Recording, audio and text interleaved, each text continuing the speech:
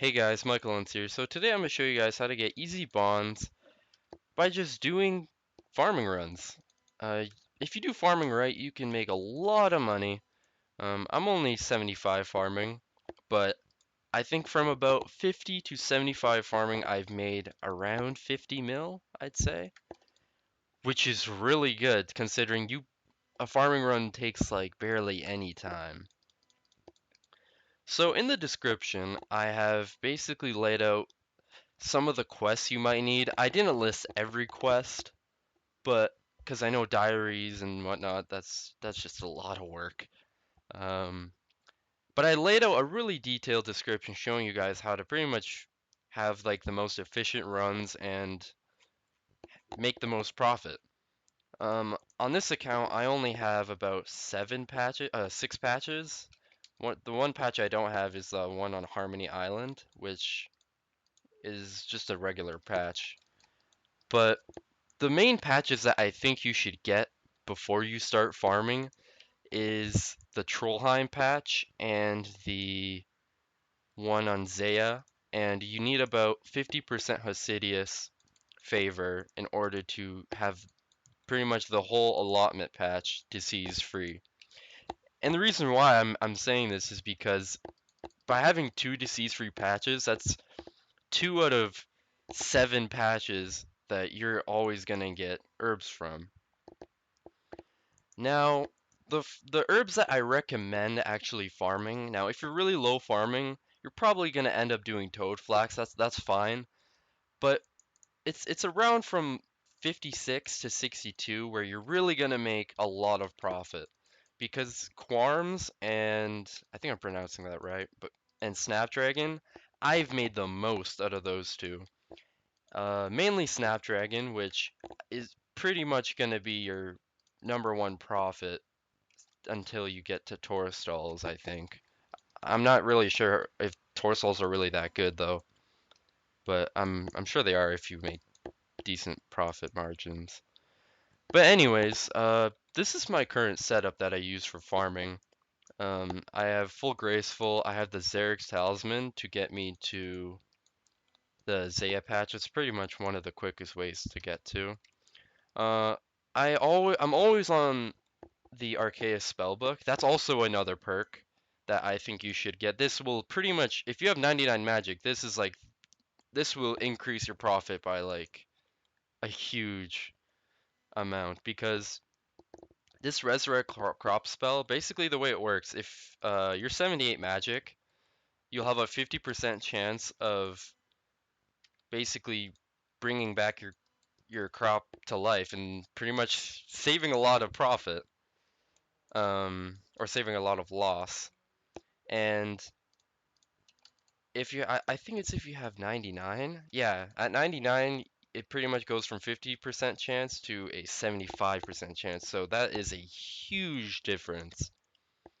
But other than that, there's like to really actually make a lot of profit, you really need a lot of those quests and whatnot. Because if you really only use like the 5 patches or 4 patches that are on the mainland, and not including the one on Zaya, then you're probably going to make like 100k per run. If you want to increase your profit by like 15k or 20k, you can farm limps. They're really cheap. You pretty much won't have to worry about any of them dying. But yeah, um, yeah, and another thing, like really read the description because I really have so much in there. Um, like just like I'm not gonna talk about the actual teleports, because there's really a lot to go through. But yeah, diaries are a really big difference.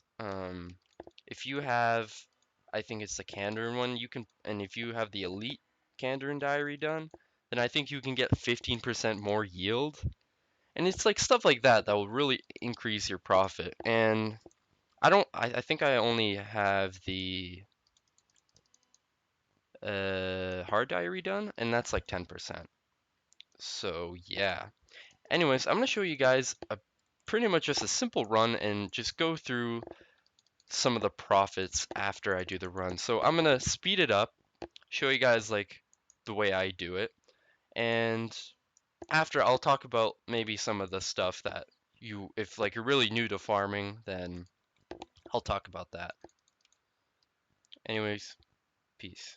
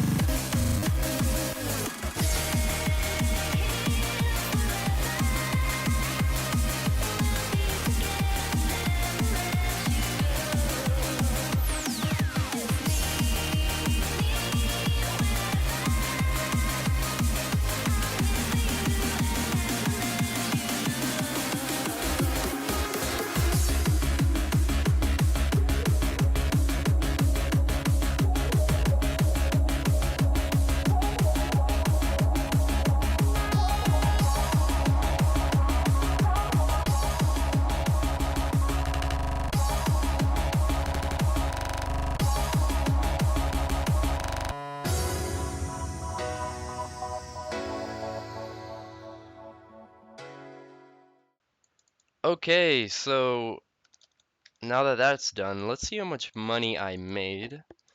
So pretty much 6 seeds is how much I spend, and it's about that. So let's see.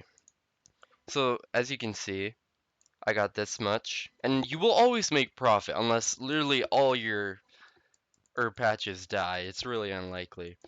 But this is like 400k. I think it's like 140k.